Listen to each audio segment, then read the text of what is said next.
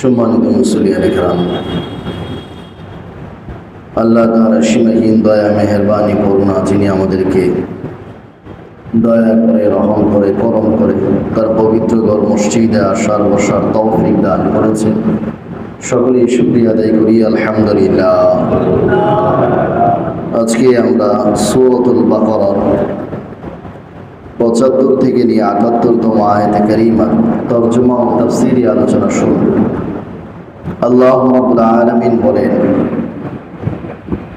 আফাতাতমাউনা আন ইউমিনু লাকুম, তোমরা কি কামনা করো যে তারা তোমাদের কথায় বিশ্বাস করবে?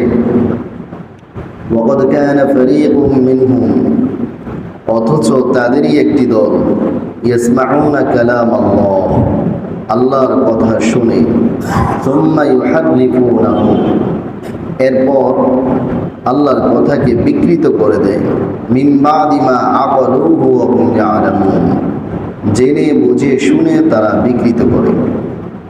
ওয়া ইযা লাকুল্লাযীনা আমানু ক্বালু আমান্না, যখন তারা ঈমানদারদের সাথে সাক্ষাৎ করে তখন তারা বলে, আমরা তো ঈমান এনেছি। ওয়া ইযা খালা বা'দুহুম ইলা বা'দ, যখন তারা একে অপরের সাথে মিলিত হয়, ক্বালু, তারা বলে, আতুহাদ্দিসুনাহুম বিমা ফাতাহাল্লাহু আলাইকুম, তোমরা কি তাদের কাছে বর্ণনা দিচ্ছ ওই সকল বিষয়ে যা আল্লাহ তোমাদেরকে জানিয়ে দিয়েছেন? লিউহাজ্জুকুম বিহি ইনদা রাব্বিকুম, যেন তারা তা দিয়ে তোমাদের রবের কাছে দলিল প্রমাণ পেশ করতে পারে। আফালা তাকিলুন, তবে কি তোমরা বুঝবে না? এই আয়াতে কারিমার প্রথম যে আয়াতে কারিমা তিলাওয়াত করলাম, এই আয়াতটি মূলত নবী করিম সাল্লাল্লাহু আলাইহি ওয়াসাল্লাম এবং সাহাবায়ে কেরামকে লক্ষ্য করে আল্লাহ তাআলা বলেছেন।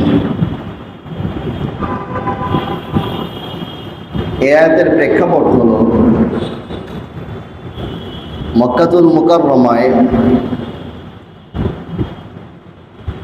এবং মদিনা মুনাওয়ারায় যারা কাফের ছিল তাদের বিশ্বাসের সাথে মুসলমানদের বিশ্বাসের রাত দিনের ব্যবধান ছিল।